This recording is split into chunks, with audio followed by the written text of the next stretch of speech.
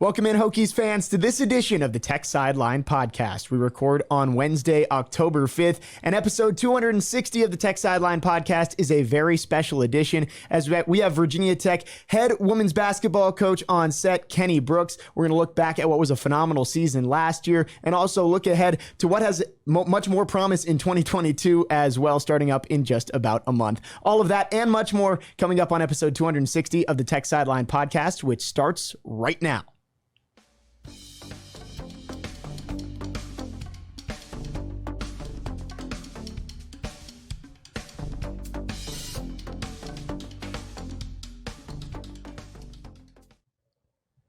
Welcome back into episode 260 of the Tech Sideline Podcast. We thank you however you are listening, or if you are watching on our YouTube page, make sure to like, comment, subscribe, and turn on notifications so you know when the podcast goes live or comes out every single week. I want to remind you that Tech Sideline is presented by First Bank and Trust Company, one of the nation's leading community banks. First Bank and Trust is a nationally ranked community-focused bank with over 30 locations throughout Virginia and Northeast Tennessee, with an additional presence in North Carolina. They offer free checking with industry-leading mobile banking, financing solutions for personal, agriculture, business, commercial, and mortgage needs, and more. Visit www.firstbank.com to learn more.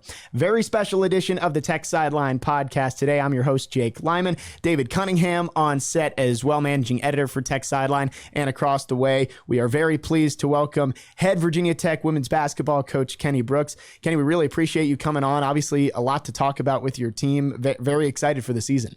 Finally, I'm here. I'm big time now, but great to be here. Really appreciate what you guys do for all of Virginia Tech, and so I'm very, very excited. I appreciate you coming on and joining us. First, congratulations on becoming a James Madison University Athletics Hall of Famer. How about that? How does that sound? You know what? They'll let anybody in, won't they? It's tremendous. I went to so many of those ceremonies. I watched some of my former players get inducted, friends, colleagues, people that I went to school with. You know, when you're at a university for such a long time, you're going to see a lot of great people come through it. And to see them get acknowledged, it was always a big thrill for me. I never thought about it. I never anticipated it. Never even felt like it was my turn.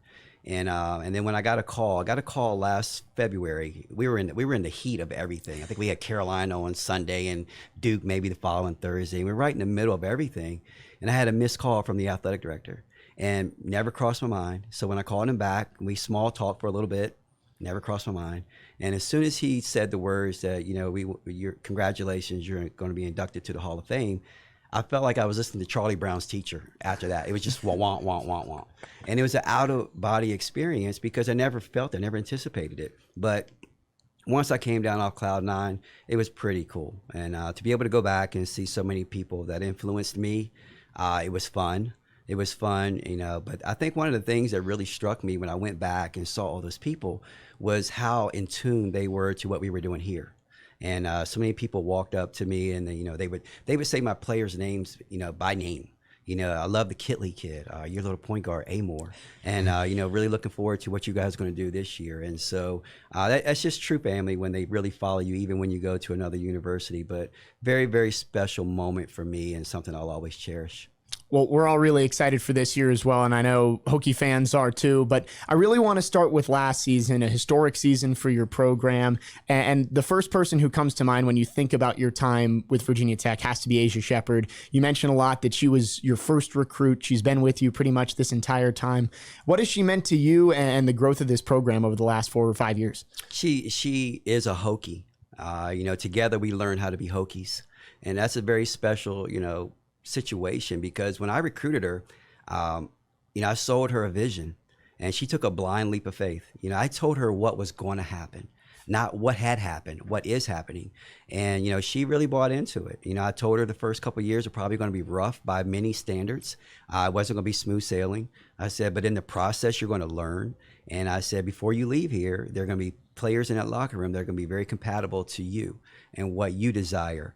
And we're going to take this program and we're going to be of national prominence, and I remember the moment, the COVID year, we felt like we were going to be in the NCAA tournament. So it gets cut right there. We did everything we needed to do, won every game that we needed to win to hear our name called on Selection Sunday. So it didn't happen. Very disappointing. The next year, we start off very slow in the ACC, but we get it together. And we get to the point where we know our name is going to be called, but you never know what it's going to feel like. So many years trying to get a program back to that situation. And I remember we were in the football film room, and we were watching Selection Sunday. And when our name popped up, it was chaos. Everybody's jumping around, high-fiving each other. And she and I just looked at each other, and we had a moment. And we didn't say a word, but it was almost like we did it. And we did it because the kid is special. She engulfs everything that there is to be a Hokie. She loves Virginia Tech. She loves Blacksburg. She loved everything that we did. And she carries that mantra. She carries that badge with pride, Virginia Tech Hokie. And any chance she gets, she supports us. She actually came back, spent a couple of days with us last week. And it kind of we capped it off. And this is kind of ironic, but special for me. We sat down and we went to eat. We sat down on my couch and we just reminisced, watching the Cowboys win, of course, and Cooper Rush, we trust. And we watched that game and we just talked. We just talked about everything that had happened and, how she's living out her dream. I told her, meet me halfway and I'll get you to the WNBA. And she did more than that. And now she's living out a dream. She's a WNBA champion. She's in Spain right now and the Canary Islands, which is beautiful. Get an opportunity to play. Get paid to be in the Canary Islands. But just special kid, not only for me, but for the university, because she's a great ambassador for both. What was it like to see her win that WNBA championship just a week or two ago with the Aces? Yeah, and she had to go into a different role. Yeah. Obviously everything she was doing here at Virginia Tech, she was the focus of our offenses, the focus of a lot of things that we did. And, and I told her, I said, look, as you go into your rookie year, you may have to sit, watch, and learn, because it's undervalued how good that league is. There are only 11 teams, 122 or 30 of the best players in the world.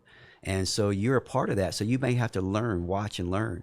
And she had a great opportunity with a veteran group to learn, and she did that. She didn't pout. She just went and worked hard every day, tried to continue to get better. I think it's going to pay dividends for her in the future.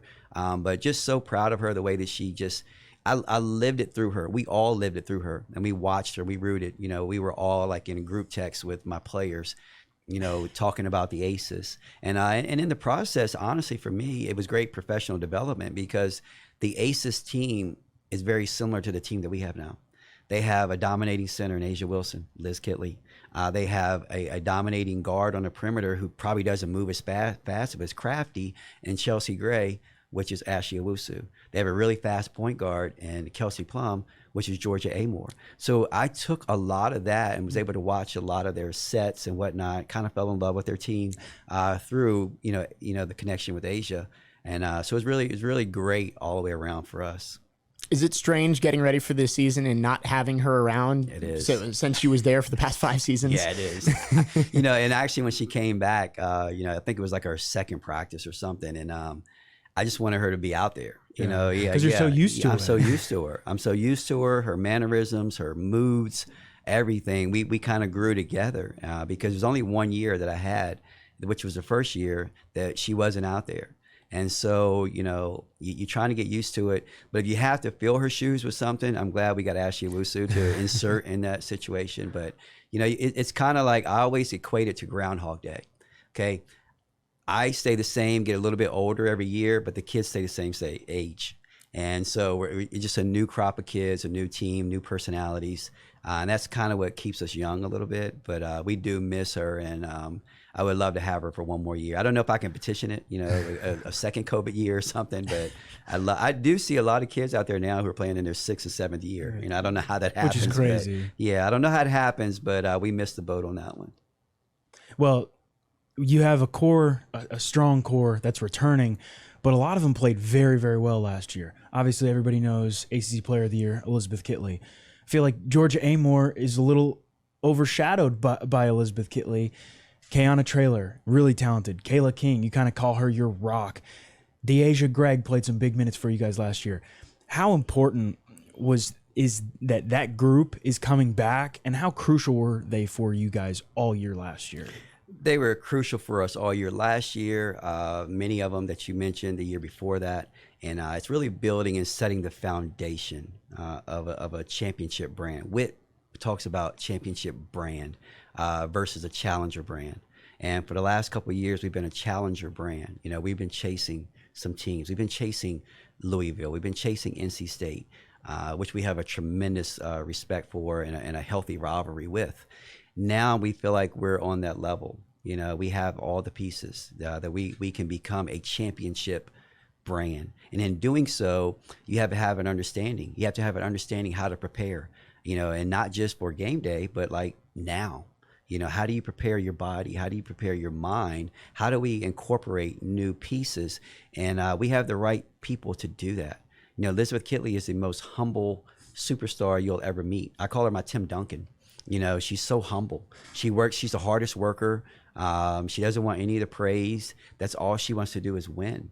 As a matter of fact, she has 2 first-team All-ACC trophies. She has a Rookie of the Year, ACC Rookie of the Year trophy. She has a K Yao winner. She has the Player of the Year trophy. They're all in my office. And it's not because I'm a selfish coach and I want them. It's just that she says, I'll get it later. You know, it's not what she's playing for. You know, she wants the big trophy. And when you have someone like that who's leading your program, you're in business, because if she's the hardest worker and she's the most humble, people look up to her and they say, well, you know what? If she's that way, I have to be that way. That's the way Tim Duncan was for Greg Popovich. That's how they won so many championships. When, you know, you have a star-studded NBA, and you have this special guy. We have that special person. Georgia Amoore, she may be overlooked in the public's eye. She's not overlooked in our gym. Everyone knows she runs the show. She runs the show. It doesn't matter who you bring in. She's going to be herself. And I've always said it. She's been overlooked because she came in at a time where there were so many talented players entering the ACC in her same year. Deja Kelly, who was a McDonald's All-American. Haley Van Lith, who was a McDonald's All-American. Everyone knows that. No one knew who Georgia Amoore was. Just some Australian. Just some little Australian, hey, that no one knew. And when I traveled to Belarus. You know where Belarus is? In Europe. Yeah, it borders Russia. Yeah. So I went all the way there to see her, and it was a trip well made. It was worth the trip. You know, I won't go back, but it was well worth it because I got her here. I got to see her live, and I saw her live. I saw her movements. She was as quick, as fast as anyone could shoot the basketball, and we felt like that's who we wanted. And when we got her, and then she came here for her gray shirt, we knew we stole one. We knew we got someone that is as good as any of those other kids that I mentioned, and she was going to be able to fly under the radar for a little bit. She went out. I was screaming it on the mountaintop. She's as good as anyone. She's as good as anyone. She started to believe that, you know, especially after her freshman year, and now she's as confident as anybody in the country. We were playing in the ACC tournament, and when we found out that Liz could not come back in against UNC, I called Georgia over. Now, Asia Shepard's still on the floor. I called Georgia over, and we had a little moment. And I said, look, you're the best player on the floor. I think I used a little bit of explicitive in there, but essentially it was saying, you're the best player on the floor. Go prove it. And she went out and she scored 20 points in the second half against UNC. And that's the capabilities that she has. Everyone has the utmost confidence in Georgia Amoore. You know, she's shown you what she can do. She's dynamic. She's fun. She's great to watch. She's a SportsCenter highlight, you know, which she's been on. But she's a great human being, you know, very appreciative of all the opportunities that are presented to her by us, by Virginia Tech. She's adopted Virginia Tech. Virginia Tech has adopted her. Now, she went home this summer for the first time in 2.5 years, but she's in great hands, you know, because everyone's really stepped up and really taken a liking to her and adopted her. And she's going into, you know, her 3rd year, you know, as a starting point guard for us. She's tremendous now. Kayla King, what you mentioned, you know, she's my security blanket. She's that player that if I know she's on the floor, something good is going to happen. Don't know what it is. She's underrated because she guards everyone. Doesn't matter. She puts them in very tough positions. She's probably, her and Liz and Georgia are probably the 3 smartest players I've ever coached in my life. And they're all on the same team together. All on the same team. And we went that direction in the recruiting process. When I first got here, it was like athlete, athlete, athlete. And I felt like they couldn't do the things that we wanted to do, which we needed to do to compete in the ACC. because everyone was getting athletes. You know, maybe we weren't getting the top tier athletes, but we were getting athletes. And so we switched it, and we wanted to go with kids who are really understanding, have high basketball IQ. And a lot of people question some of the kids that we brought in. They didn't know about it, but those kids are 3 of the smartest, and we can do anything. I can change anything on the fly. Liz is a 4.0, Kayla's a 4.0, and Georgia's a 3.9. You know, so they're that smart with basketball as well. I can change anything on the fly, and they can do it right then and there. I can put a play in November and not run it again until February, and they remember it. And they tell me what I called it.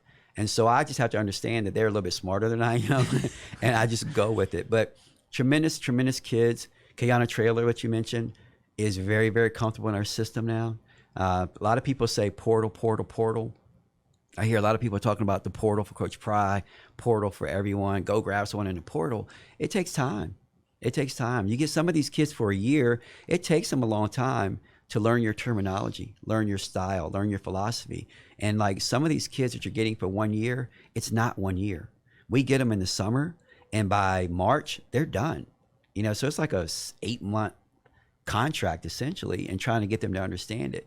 Kayana Traylor is in her 2nd year, and now she's comfortable with what we do, how we do it, how we play defense, how we play offense. And I think you're going to see her have a tremendous year for us this year. You mentioned going from the challenger brand to the championship brand, and a lot of that is beating those teams that have been at the top of the league and the top of the country. And you've beaten North Carolina, you've beaten Georgia Tech, you beat NC State 2 years ago as well. What do you think has allowed your team to take that next step, and do you think you can even bring it to another level this year? I do because I joke a lot. You know, we don't get the McDonald's All-Americans that everyone else gets. You know, we want the Five Guys All-Americans. All right, and what I mean by that is we bring those kids in here, and they're not ready yet. They're not ready. We have to make them great. We have to identify kids who really have a high ceiling, who have a lot of improvement, and they're going to continue to get better and better and better, and they're not ready yet, but you got to make them into a great player. That's what we've done. You know, when you go to McDonald's, that double cheeseburger that you order has probably been made it's been made already. It's there. You get it quick. You go to Five Guys, you got to wait a little bit. Made to order. Made to order. You see it being made, and that's what we reference our kids to. You look at Elizabeth Kitley. You know, she was recruited high, but she wasn't a McDonald's All-American. She wasn't considered the creme de la creme of the recruits in the ACC. We made her into that. You know, she has bought in and worked extremely hard. Georgia Amoore, which I mentioned earlier. So you get them here, and development is a cornerstone of our program. We get them here, we build them up. That's what I love to do, other than podcasts. Okay, I shake hands, kiss babies. I'll do it all. I'll go speak. You know, I have a lot of speaking engagements here in the next couple of weeks. I'll do them. But what I enjoy the most is being on the floor. As soon as I leave here, it's our day off. I'm going to go with Elizabeth Kitley, and we're going to work out. I have Georgia Amoore. We're going to watch film at 1:30. Okay, Ashley Owusu, can I squeeze it in? That's what I love to do. That's how we're going to elevate our program. And when you do that, you instill confidence in those kids. So when they're at the jump circle, and there's 4 McDonald's All-Americans for Louisville, okay, and we don't have any, they're confident that they can win the basketball game because they put the work in. They watch each other. They build a confidence in each other. And it took a little bit of time. You know, the fan base, I know they're always want it, you know, immediately, but it takes time. It takes time to develop that championship culture. You know, you don't just have it. And we were building it when we were getting beat. When we started 2-7 in the ACC 2 years ago, we were building that culture and learning how to win. And then you win one of those games, and then you carry it over to the next year, and you get a little bit better. And then by the time these kids are juniors and seniors, they expect to win. And that's where we are as a program right now. You know, that's why we feel like we can be a championship brand. Okay, but with that comes responsibility, because every time we walk on the floor, we are no longer the Virginia Tech women's basketball program of 7 years ago, 8 years ago, where people think that, okay, that's a win. Now, and it's like, oh man, we have to play Virginia Tech on Sunday. And that's what we had to build for. Okay, and it wasn't going to be a quick fix. It was going to be by year getting a little bit better. And now I feel like we're at that point where we can challenge, you know, for a championship. If you can challenge for an ACC championship, which I think is the best conference, women's basketball conference in the country, if you can challenge for a championship in that conference, you can challenge for a championship on the national scene. And that's where we are. Can we do it? It's going to take a lot. It's going to take a lot of coming together, but we have the pieces that puts us in a position to at least think about that, dream about that. But we also have to understand that every time we walk out on the floor, we're going to get everybody's best shot. You know, I don't care if it's Louisville or Pitt or Syracuse or Notre Dame. We're going to get everyone's best shot, and we have to be ready for that. Multiple ranked wins last year. Duke twice, North Carolina twice, Georgia Tech. And then the fantastic North Carolina game. Just what a game of basketball that was in the ACC tournament. Some really big milestone wins for the program last year, but I don't know if any of them were necessarily on the biggest stage as that North Carolina game in the ACC tournament. Goes to overtime. You talk about Georgia earlier, 20 points in the second half. That fantastic layup to win or to send it, I guess, to overtime. What do you remember looking back on that game? And I mean, I know I was there courtside and chatting with Evan Hughes, who called the game afterwards. We're just looking at it going, man, that is women's basketball at its finest. Absolutely. I learned so many things about that game. I learned something about myself. I learned something about my players. I learned something about the culture of our team, and that they were gritty. You know, they could have quit. You know, Liz goes out with, you know, in the first quarter of that game. And the second quarter, we were just kind of teetering, and everybody was looking over their shoulder, myself included. Is she going to come back? Can she come back? You know, is she good? Is she good? And then at halftime, we found out she was not going to come back. You know, and obviously we knew we had more basketball to play. Out of precaution, we were going to keep her out. Probably couldn't have played anyway. And so it's like we regrouped. All right, we've done it before. We beat UVA without her. She played one quarter against UVA at UVA, and we beat them by 29. And we knew we could do it, all right, but it was just a mindset. And we went out there, and like I said, they could have folded because UNC got up by double digits. And we found a way, and we took control of the game. The last play when Georgia makes a layup in a regulation for us, I learned something about myself as a coach. Don't overcoach, all right? The play that she scored that basket on, it was backyard, drawing it up. We had never run anything like that before. And it was just something that we saw. And I had them. I'm like, hey, you go here. Who else is in? I'm in, coach. Okay, well, you just go over here. And because we knew, get the ball to Georgia, to your best player. She's hot. She's playing. Use Asia Shepherd as a decoy because they think that the ball is going to go to Asia Shepherd. And we ran it, and they ran it to perfection. And they were just watching and understanding. And that's growth, because I don't know if I could have done that 4 or 5 years ago with a group. So we score the basket, euphoria, and we go out, hey, that's all you have to do. Switch everything. Dude, I mean, I even said it in Spanish, switch everything. I just switch everything. We don't. We have one breakdown. They catch the basketball, boom, they tie the game up. All momentum shifts. Everything says you guys are done. You can't recover from this. When we got to the bench, everybody's faces looked like, all right, we just got 5 more minutes. Let's go get it done. Instead of, we just lost momentum. We could have won that game.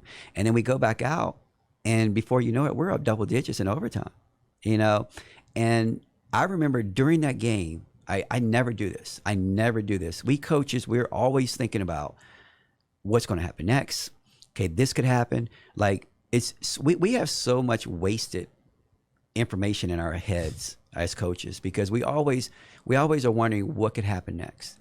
And probably 70% of the stuff that you're thinking about never happens.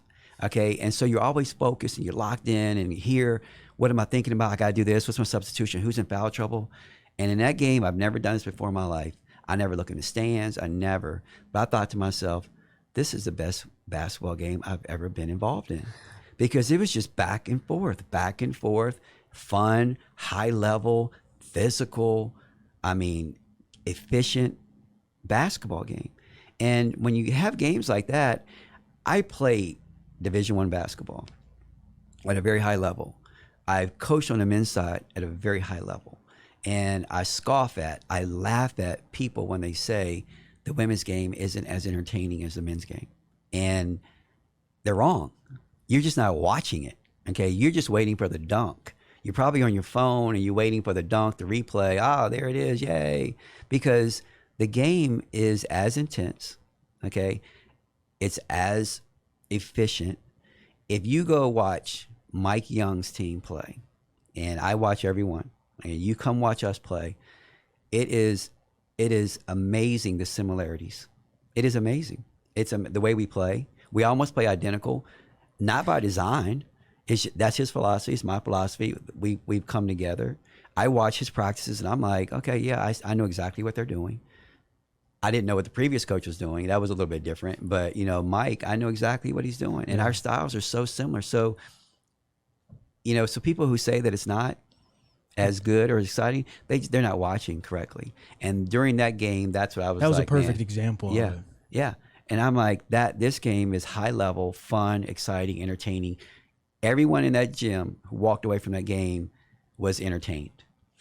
So much. I think the best thing, not the best thing, but one of the cool things, you really got to see the rivalry between NC State and UNC, because we got going and we were outnumbered. I think they had a little bit more fans than we did, but we got going. That game got going back and forth.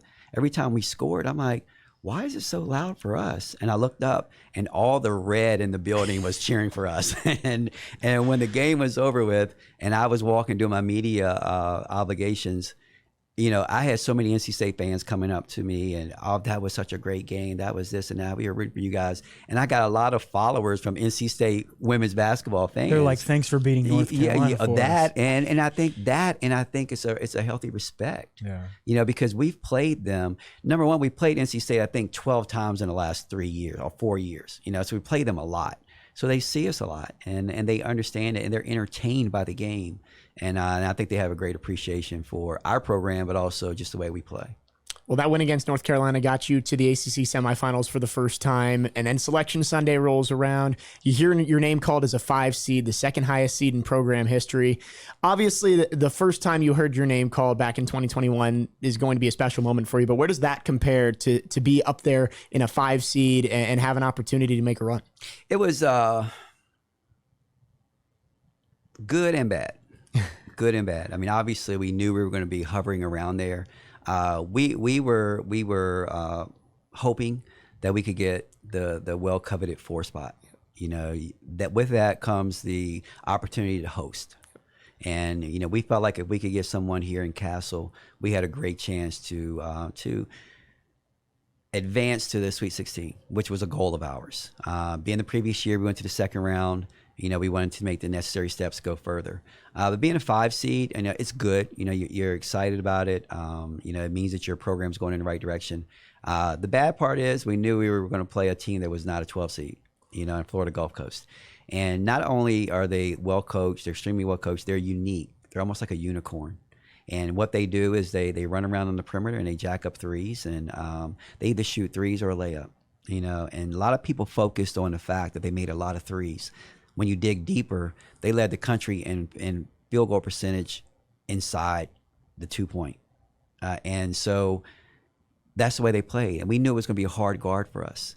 And one of the things that we really couldn't say, and we never have said it, this is probably the first time I've said it publicly, we knew it was going to be a challenge for us because they're perimeter oriented, and our best perimeter defender was not available, and Kayla King, because she sprained her ankle in the first round of the ACC tournament.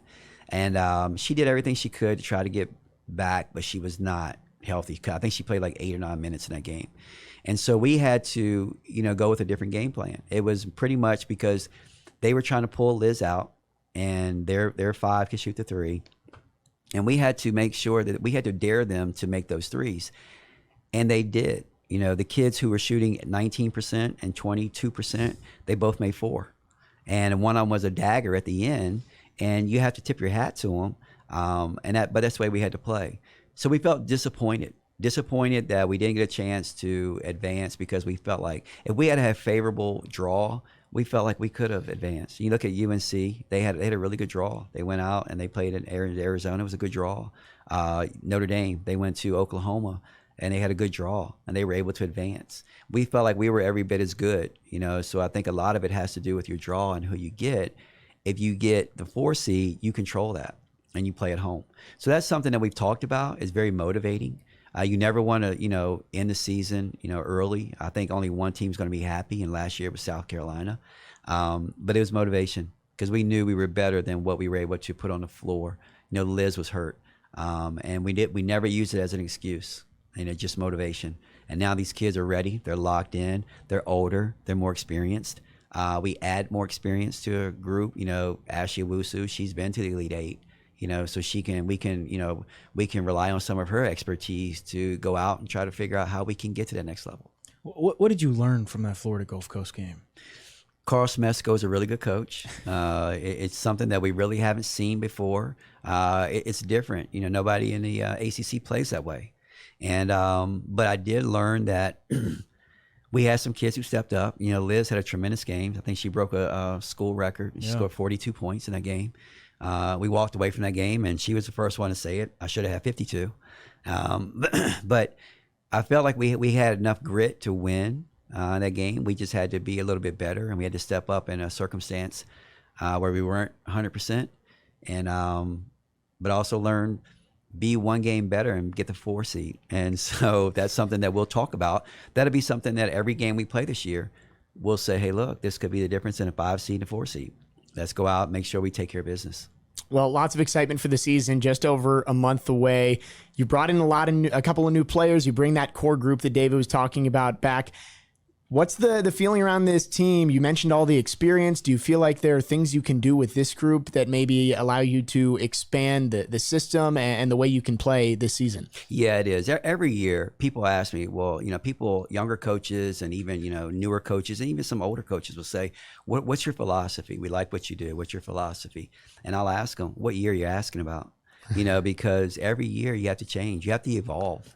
The days of being the Bobby Knights and people like that, where you bring kids in to just run your system, we can't do that, because if you get a player that's talented who really doesn't fit exactly what you do, how you do it, you have to evolve. And you have to, incorporate them because it can elevate your program. I'm not egotistical enough to say, hey, run my system and you have to run it great. If you don't run it my way, you're not going to be able to play. I evolve around their talents, and every year is different. I've never had a dominating center until Elizabeth Kitley. So everything was perimeter oriented. Our claim to fame was, hey, let's run around and shoot some threes, see if we can beat you.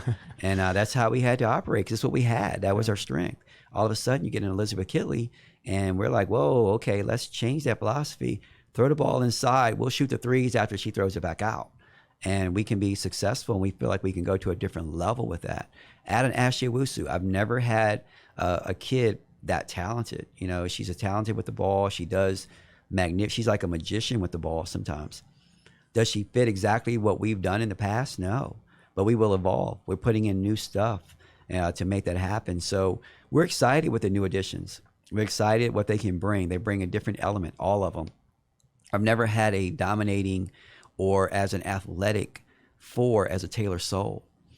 She comes in, we can do different things. In the last couple of years, my 4s were different. We use them primarily as screeners, and now we can put the ball in her hand and let her rip and drive. She's as explosive as any player I've ever seen with her strength. So it's just a matter of incorporating a lot of different things, for them so that we can make us better. It's not like, hey, you have to totally conform to what we're doing. We're going to put some packages in for you. We're going to do some things. And I think that's just going to make us that more dangerous. We have no liabilities out there. We have nobody that we're trying to hide. We have 5 players out there at all times that we're like, okay, we can run a package for them. We can run a package for them. We put in an offensive set the other day where the ball moves and moves and moves, and it touches everyone's hand with them having an opportunity to go and score. That's going to be hard to guard. That's going to be hard to scout against. And so we just have to continue to do that. This is a group that can do it. They're humble. They're unselfish. And they seem to get along extremely well already in a very short time. your schedule this year. You've got trip to the Bahamas. That's gonna be pretty fun. Are you excited for that one? Well, it'll be fun for my wife and the fans, and everybody but who goes you're along. Gonna be in the books working. It could be Alaska or Bahamas for me because I'm going to be in the room watching film, getting ready for the next opponent. The one thing that they were geniuses in doing, we don't play back to back. We play a day and we have a day in between, and then we play the next day. So I'm assuming there's only so much film I can watch, so maybe I can watch it on the beach, so that'll be good. But the one part that will keep me grounded, we have two really good opponents out there. Yeah. Two SEC. We have the defending SEC champion in Kentucky, and then we have Missouri, who's a very hard team to prepare for because they run a 5-out system, similar to what Florida Gulf Coast. It's not our strength in guarding, but it will prepare us for a lot. Maybe we'll run up against someone like that in a tournament, and maybe this game will help prepare us for that. So we're excited about that. We come back, we have another game. I'm excited about that too because we've always been gone when Tech football plays UVA football. Are you gonna? You're gonna be back? We actually come back the day before Thanksgiving. There you go. And so I'll be able to see that game for the first time in my tenure here. That'll be so that'll be exciting for me. But then it's back to work. I think we have a game. I think we play Longwood next. But then we have a stretch where it's going to be really tough. Where we have Nebraska at home, which is a top 20 team projected. Very veteran team. Their coach is ironic that we came in the same year, building our respective programs. We played each other in the ACC Big Ten Challenge. So I've kind of followed her projection, her career, and what she's done there because we share similar, timelines. So we get them, and they're going to be extremely, well coached. They're going to be a great team. And then we have the game at Tennessee, the Jimmy V game, which is going to be on national television, probably in front of 19,000 people screaming, good old Rocky Top. It'll be a great experience for us. But then there's no rest after that. We have our first ACC game at Boston College, which will be in a very emotional game. We have two Boston College transfers, a Boston College assistant coach who's now with us. And then, they're going to be there. They've got that game circled. And it's going to be tough. It's going to be tough. But I think this is a group to be able to handle it. And I think we'll come out, I don't know if we'll come out unscathed, but I think we'll come out stronger mentally and prepared as we go into ACC play. And you get NC State, 2 big games on ESPN too. Like playing, what's it like? I know it doesn't change like the way you guys prepare or anything, but playing on national television, that's pretty cool. You know what? It's really cool, but it's not as cool. It's not the kind of cool you think it is for us.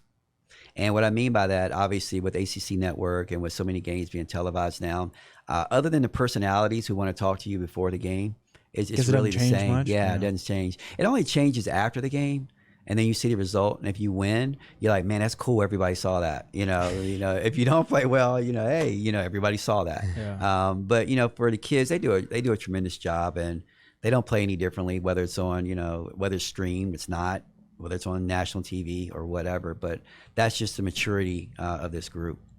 Lots of big games inside Castle Coliseum. One of those games against NC State is one of them. You've seen the crowds really rally around this program over the last couple of years. Big crowds, especially on Sundays, coming out for big games. What's that mean for this program to see Hokie Nation filling out the seats in Castle Coliseum? It means everything.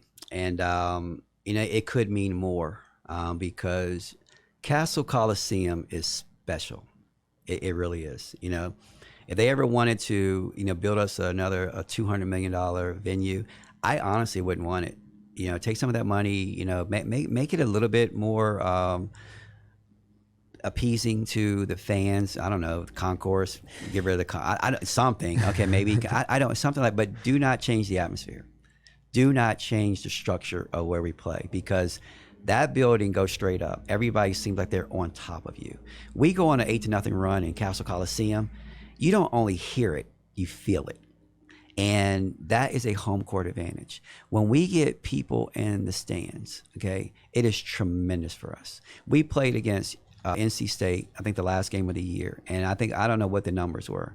Maybe it was 4,000, 5,000. It's an advantage. Wes Moore, their head coach, he said to me probably 8-10 times, man, this is awesome. Oh my goodness, you guys really got it going. That was that game. All right, we need that for all of our games. And the thing that hurts my feelings a little bit is that I know how hard our kids work. All right, we share a facility with the men. All right, we share all of our facilities with the men. Han Hurst. Okay, we usually come on after them, or they come on after us. Okay, I see how hard they work. The men, they work extremely hard. Our kids work as hard. All right, so when they walk out to Castle, all right, they go to every men's game, and it's 9,000 people. All right, and then we can play the next day, and it might be 2,000, and it's still a good crowd. But when you see the 9,000 the day before, you know what it can be. And those 9,000 people in Castle, who are they? They're, number one, they're Virginia Tech fans. Number two, they're basketball fans. Okay, well, that's what we are. We're Virginia Tech women's basketball. So why not come out and watch it? I promise you, you'll be entertained. Like I mentioned before, we're almost identical in the way that we play. And I just feel like that, I think that Hokie Nation, and not all, because we have some tremendous supporters. The fans that do come in there, they're awesome. I just think that a lot of people are missing out on something that's very, very special. That's very, very special. I don't know if they know what they do have. We go other places and people compliment, man, you guys are really good. Okay. We have the first All-American in Virginia Tech women's basketball history. Okay. Last year you saw the all-time leading scorer. Okay. She's going to hold it for a year because Elizabeth Kitley is going to break it this year. All right. And on top of that, you get to see one of the best point guards ever played. This group is worth watching. They're worth watching. They're worth the support. And, I don't want to beg because, we're not desperate. We're good. We're really good. And Hokie Nation can come out and they can make us better. They can really make us better. And I promise you, it's not charity. They can come out. You'll be entertained, and it's fun. And when I saw it, I'm a kind, I like to watch men's basketball from my office. I like to hear the commentary. Okay. I love the atmosphere when I'm coaching in it, but when I'm watching it, I like to be by myself watching it. So I'll watch a lot of the men's games in my office, because I can hear it. Yeah. I can see it. It's the stats. Those are the things that really mean a lot. When Asia Shepherd got honored for becoming the all-time leading scorer in Virginia Tech women's basketball history, she was honored at a men's game. And when I walked out with her, and when we were prepping to go, and we were getting ready to go, you're going to go at the first media timeout, such and such, such. We sat there, and I was weak in my knees. And she leaned over to me, and she said, Coach, I'm nervous to walk out here. There's 9,000 people in there. She said, Coach, I'm nervous to walk out here. And I was so glad she said that, because I was like, so am I. Because it was electric. And there was so many people in there, and you felt everything that was happening there. And we walked out, and they started screaming her name, chanting her name, Asia Shepherd. And that was a thrill for me. And it was 9,000 people, 9,000 Virginia Tech people, 9,000 basketball fans. Come out on Sunday, come out. And you can elevate this team because we have the foundation of something that can be very, very special. We have the foundation. We're a good basketball team.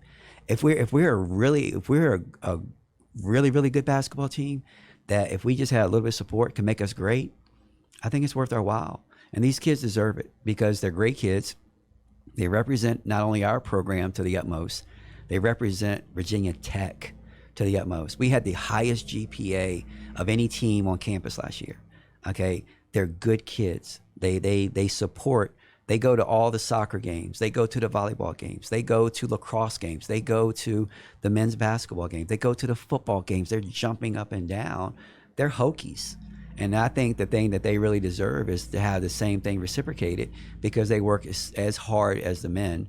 And I think they deserve our attention to be able to help us go and be a great basketball team. You've got 3 new freshmen, Charlize, Carly, and Maddie. What have they been like? How have you liked how they've integrated into the program? And what are your kind of expectations for that group this year? They're tongue twisters because we call Charlize. We don't call her Charlize. We call her Charlie. Charlie? Yeah. Okay. If you call her Charlize, she might not even answer because her name is Charlie. I've even shortened that to calling her Chuck. If you're Charles or Chuck, because they're tongue twisters because they're similar in play. They're similar what they look like. Their names are Carly and Charlie. So if I had $1 for every time I call Carly Charlie and Charlie Carly, I probably wouldn't have to work. I could just walk out of here. But they're tremendous kids. Tremendous. I mean, they love Virginia Tech. They love everything that they've experienced about it. They love the team. The team is really taking them under their wing. And I think they're going to be very talented players. How much will they contribute? That's remained to be seen because we're so talented. But they know every day they're able to get better. And they're getting their butts kicked every day in practice. Charlie had a day yesterday, and I think she made like 5 straight 3-pointers.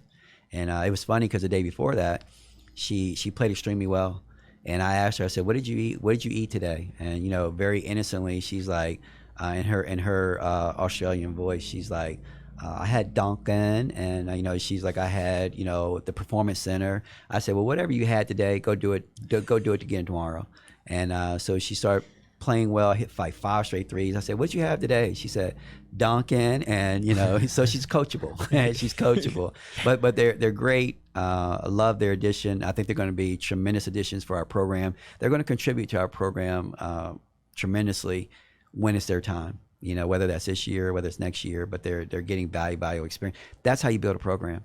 You know, when you can bring kids in and they're very talented and they're able to sit and watch for a little bit while they can develop. You've touched on some of the transfers as well with Ashley and Taylor and Clara, but what can it bring to a team like yours that feels like it's on the verge of jumping up to that next level, to bring in players with that much experience and talent that can really step in and be a plug-and-play starter for you? Well, our philosophy in the portal is we don't just go after anybody. Just because you hit the portal doesn't mean that we feel like you're a good fit. You have to get, you know, everyone's in a portal for a reason. Okay, it could be a bad reason, it could be a good reason, and you have to do your homework, and you have to figure out who's going to be able to fit into what we do. Because we didn't need anybody from the portal that was going to try to come in and be the man, you know, be the superstar. We have that. We have the best player in the ACC. We feel like we have the best point guard in the ACC. We have the pieces already. We needed complementary players. We're kind of like, you know, I kind of use the analogy, we're like the Rams. You know, they're homegrown with Cooper Kupp. They're homegrown with Aaron Donaldson. All right, but then they add some supplements. They added Stafford. You know, they added last year OBJ. You know, some people who are good complements, and that's what we feel like we had. You know, we have our foundation. We have kids who have been with me since the inception of their college careers. So we just needed some supplemental players who were going to come in with the attitude of knowing that they didn't have to be the superstar. So we were very careful. You know, I've known Ashley Owusu since she was in the 7th grade. I offered her a scholarship when she was in the 7th grade. You know, I've known her for a long time. I know her family, know everyone. I knew what she was looking for. She wasn't leaving Maryland because she wasn't getting enough shots. She wasn't leaving Maryland because she wanted to go somewhere and be the person. She wanted to come here because she wanted to play with Kitley. She played with Kitley in a USA basketball trial, and she loved the way she wanted to come play, and she wanted to get some of the things that we were going to be able to offer. Kayana Traylor came a year ago, knowing that we had Georgia Amoore. You know, and it wasn't like, okay, I need to be, you know, she played 37 minutes a game for Purdue, point guard, all Big Ten, but she knew we had a really good point guard in Georgia. She just wanted to come and win. Taylor Soule, you know, she was all ACC. You know, she's going to come here. She even told me, one of her former teammates said, why do you want to go there? You're not going to be the face of the program. I don't want to be the face of the program. I just want to win. You know, those are ingredients that we look for in the recruiting process. Those are key words. Those are key phrases that we look for when we're talking to them, you know, in the recruiting process. And when they say those things, boom, we know you can be here. Kayana Traylor, when I knew, she sent me a long text during the recruiting process. I thought it was a Dear John text. I thought she was breaking up with me, like, hey, coach, thank you. But, you know, no. But I kept rolling. I scrolled. You know, you know how you look for bad phrases, bad words. And it was none. I just want to go there. I don't need to be a starter. I don't need to be this. I just want to go and I want to win. Ashley Owusu, I don't need to be the man. I just want to win. Taylor Soule, you know. Taylor Soule, we had her on a Zoom. You know, she hit the portal. I knew of Taylor Soule. I knew she was going to be, I knew she's a great, you know, personality. We were talking 10 minutes. I'm showing her the campus on the Zoom. It's beautiful. Our facility, this, that. And she stopped me. She said, Coach, and her parents were on there. She says, Coach, you can keep on with this, but I'm coming because I've seen the culture. I've seen the way you guys do things. That's who you want. And I swear, I think Taylor Soule, you know, before she leaves here, she's going to be the mayor of Blacksburg, you know, and that's what we needed because we have a group. We have a group full of introverts. You know, we can win a really big game and they're not hooting, they're not hollering, they're not celebrating.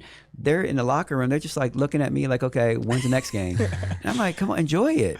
Taylor Soule is going to bring that to us. She's like hasn't met a stranger ever, and she brings that energy that we need. Clara Ford is the mother of the team. She's the voice of reasoning. When they get a little bit, out of line or whatever, she says it in a way that like she's a mother, and they just kind of listen to her, and they're like, okay. And those are elements that we needed, and that's what we went out for. And it wasn't just, hey, plug in a great player and see how it works. We got elements that we needed, and I think that's going to be very, very beneficial for us. Taylor Soule might have to fight Justin Mutz to be the mayor of Blacksburg. I think she's got him. She does. Really? Yes. She just hasn't been here as long. They're very similar. Hey, but talk about two energetic faces to lead programs. No question. No question. And that's something that we lacked a little bit last year. Just that little bit. I can talk in generalities. I can say, hey, look, you guys are sluggish on defense, and you guys better pick it up. Taylor Soule's the one that leads the charge. Hey, come on, we gotta. She's only been here for 2 months. Here.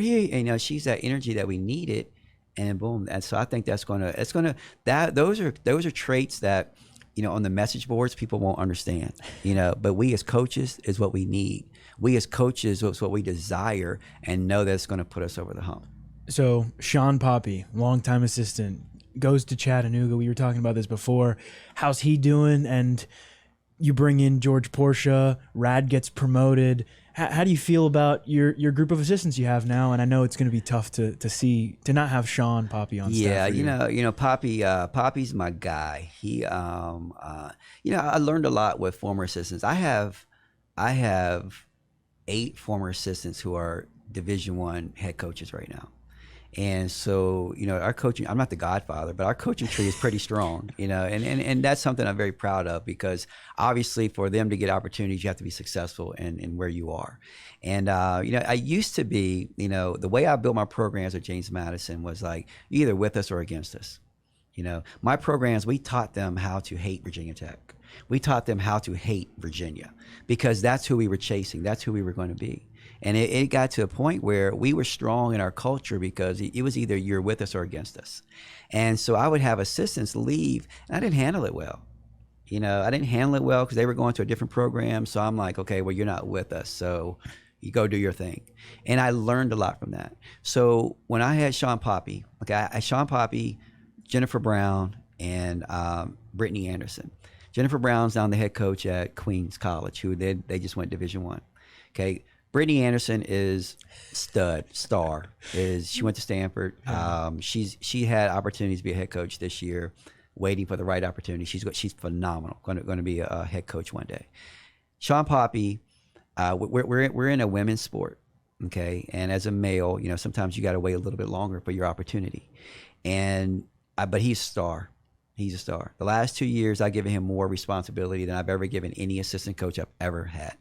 And he blossomed with it, and it allowed me to focus on other things. I gave him defense. So he would watch all the defenses, come up with a scheme. He's kind of like my little Bud Foster. And then he would come to me, and maybe I would tweak this, or I would say, no, I really want to handle it that. He would incorporate it, and he was able to shine that. He was able to relay that. It gave me an opportunity to rest. I didn't have to think about both sides of the ball all the time. So if I knew he was in charge of the defense, I could focus on what was next basketball-wise, strategic-wise. How many timeouts do I have? This kid is here, and we really took off, and it was great. In return, I think he was noticed more, and I gave him responsibilities where he was going to be prepared for a head coaching position. The AD at Chattanooga, Mark Wharton, does a tremendous job there. He was with me when I was at James Madison. He was in fundraising when I was at James Madison, so he saw our programs from the ground up. He called me, "What do you think?" And I'm like, immediately, Sean Poppy. It hurt because I didn't want to lose him. But I knew it was his time. It was a great opportunity for him, for a very good program. So now he's there. And, I used to have these sessions with him. I called it Coaching 101, Head Coaching 101. And I'd bring him in on certain situations. Some were tough, learning how to deal with this. Some were basketball. We would talk about lots and prepping him.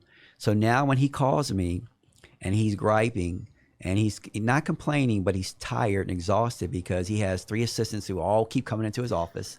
He has video people who are all coming into his office. He's got director of ops who are all coming into his office, and he just wants to hide sometimes. And I just chuckle and laugh. And I said, now you know how I was feeling. But he's prepared for it, and he'll do a tremendous job, as will Jim Brown at Queen. She's got a little bit tougher road because transitioning from D2 to D1 is a little bit tougher.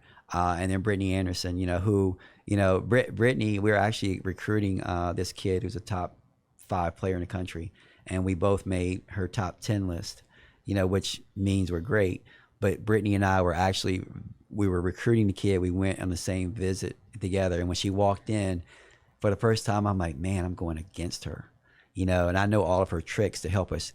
Brittany was the one who was a lead recruiter on Kayla King, Elizabeth Kitley, and Georgia Amoore, and so she's phenomenal at what she does. So I know I got my work cut out for her on that one, but I'm going to try to use all this gray in my beard as experience and overcome that. But they're going to do a tremendous job.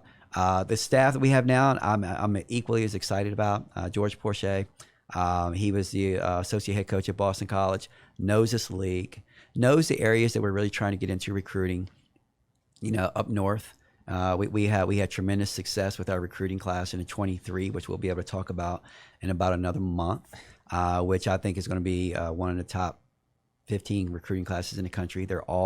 We have 4 kids who are all ranked. 4 of them are ranked in the top, 3 of them are ranked in the top 60, and then one is like probably 80 or 90, and I think she's probably the steal of the group. She can be the best of them all, and he's really done a good job of getting into that area. He knows the DC area well. Rad is a budding star, has tremendous connections overseas, and is going to be a budding star, but knows me, been with me for 5-6 years, so that's a really big plus. And then we have Lindsay Hicks, who I think is a rock star. We're holding on, man, because she's going to be coveted, and she just really balances us, and I think she's one of the best I've ever had. Well, before we wrap up, let's talk about you a little bit. Playing career at James Madison, coached at James Madison. What do you think you can take from your time with the Dukes, both as a player and a coach, that has allowed you to have a lot of success with the Hokies? Well, my playing career, when I got inducted into the Hall of Fame, I thought it was because of my basketball prowess, but they quickly told me that, and they put it on the plaque, it's because I was a women's basketball coach. But I had a lot of fun playing, and during my career, I was able to meet a lot of people. One in particular was Lefty Driesell, who really influenced me. As a player, but also a coach. When I played for him, I thought he was the craziest man on earth. As a coach, I find myself doing a lot of things that he did, in which I learned from. So, my experience at JMU was everything to me. I picked the right school for me, especially at that time, because I was an unassuming, shy kid that really needed guidance when I first got there, and I got it. And I got it in a family atmosphere type, and that has really helped me develop my philosophy as a coach, as a mentor to any program that I have. And we've carried it here. It's all about family. It's all about relationships. If I'm going to coach a kid hard, I have to know them.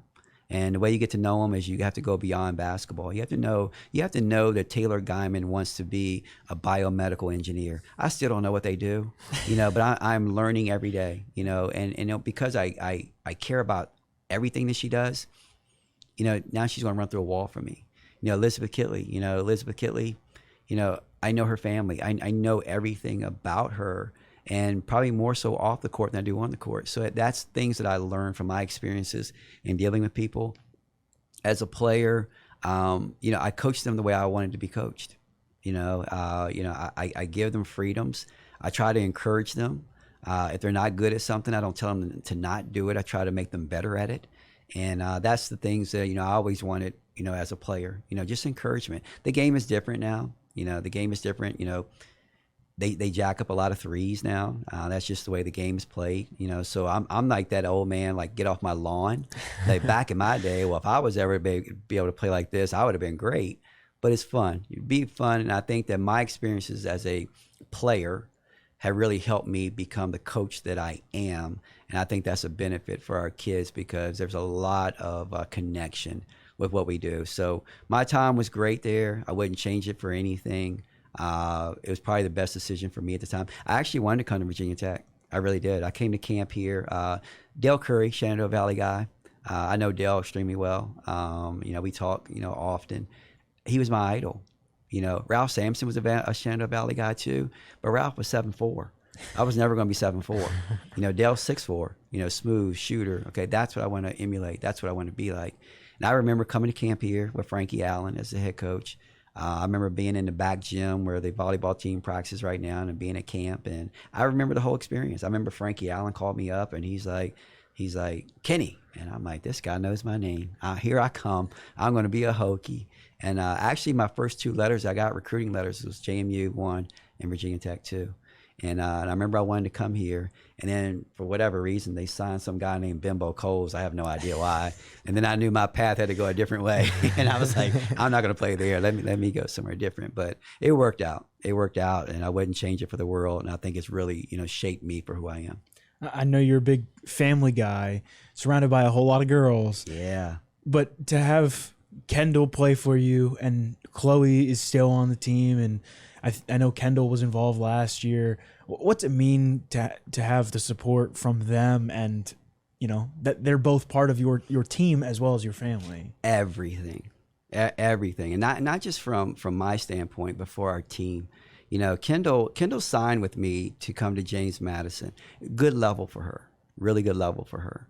And I thought she would have been, extremely, she would have been fine in the CAA.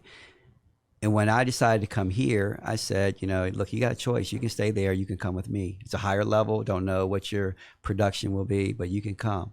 And she wanted to come. Immediately, she can't play at that level, blah, blah, blah, just killed.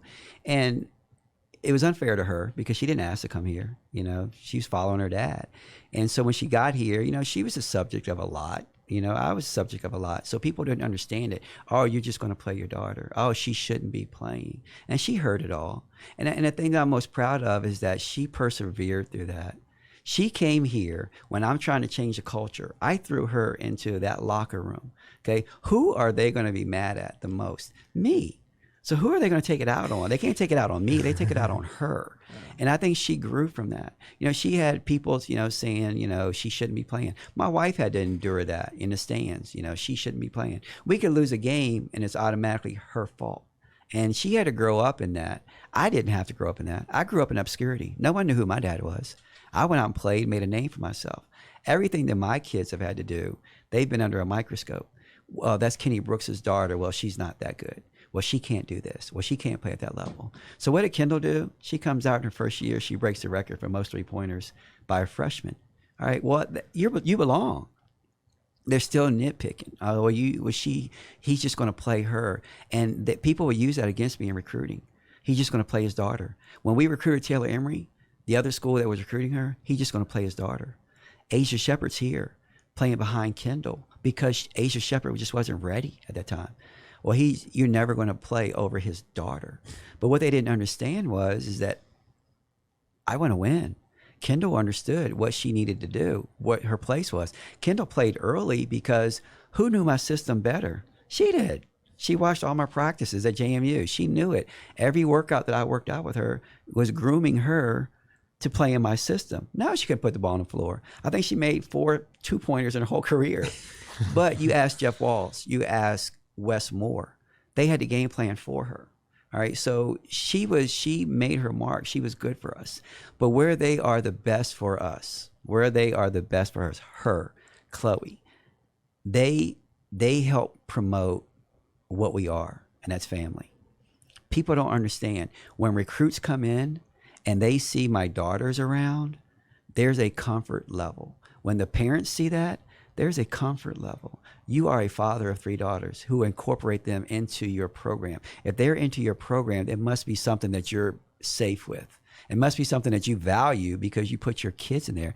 You have no idea. Carolina has the light blue. They have the Jordan brand. Duke has Coach K. All right, that's their thing. Okay, everyone needs a niche.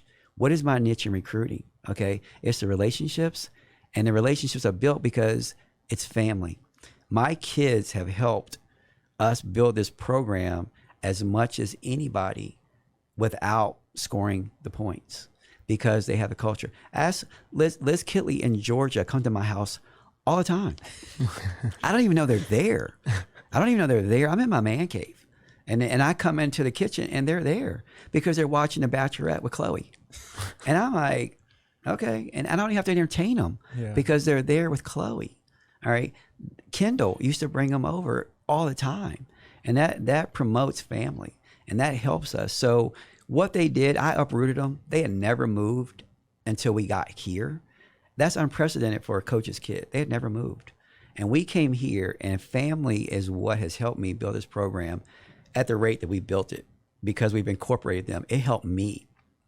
There are so many fans that have welcomed my wife in, my kids in, that has put an ease to me, that's allowed me to get engulfed in Hokie Nation, that has helped me take this program and know that I can really go on the road, recruit, because I know my wife is good because she's with this fan or she's with these people. My kids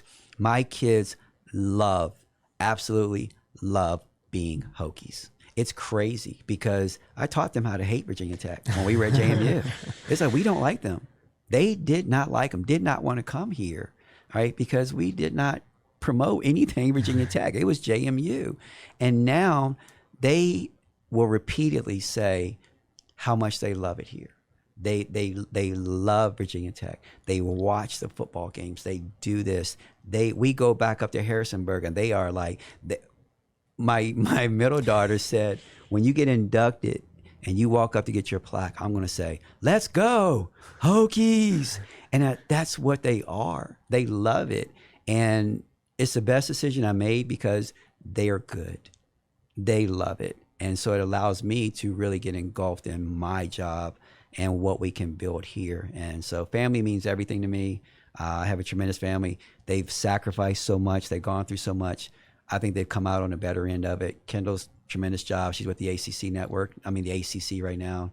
Chloe's found the love of her life in Hunter Couture. And so they love the maroon and orange.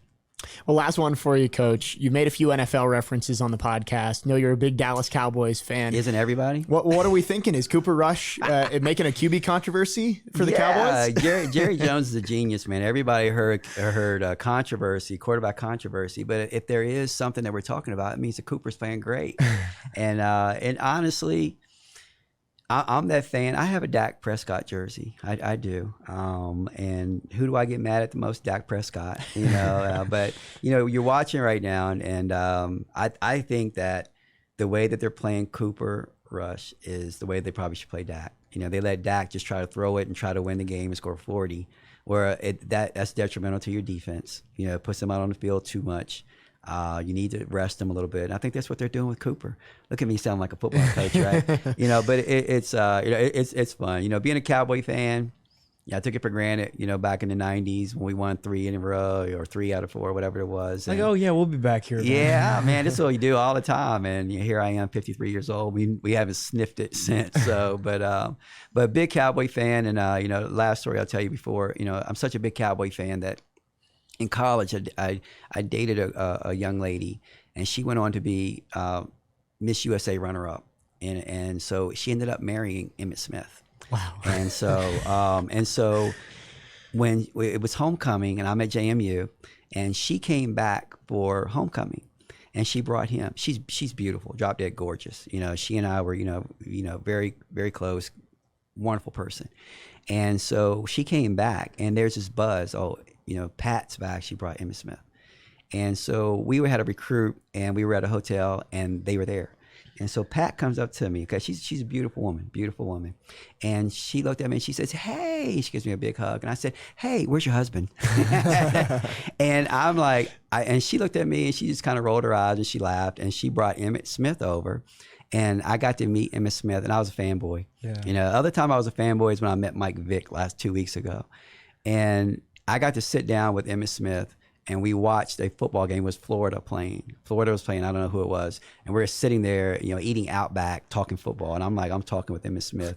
And I got those pictures. So in my man cave, I got Emmitt Smith sitting up there. That's awesome. That's awesome. But that's my claim to fame right there. But I'm a big Cowboys fan, as everyone should be, because we're America's team, and we'll get back real soon. I think it's more with Dak, but Cooper's doing a great job. Well, good luck. You got the defending Super Bowl champs on Sunday. Yeah. It's gonna be tough. It's gonna be tough. But they're hobbling right now too. They just got their butt whoops the other day. So, It's true. Hopefully that's a lingering thing. We really appreciate you coming on and spending over an hour with us here on Tech Sideline Podcast. And good luck. Season starts in just over a month, and we hope to have you back on soon. I appreciate you guys for everything you guys do for Virginia Tech, and hopefully 260. It won't take 260 more to get me back on.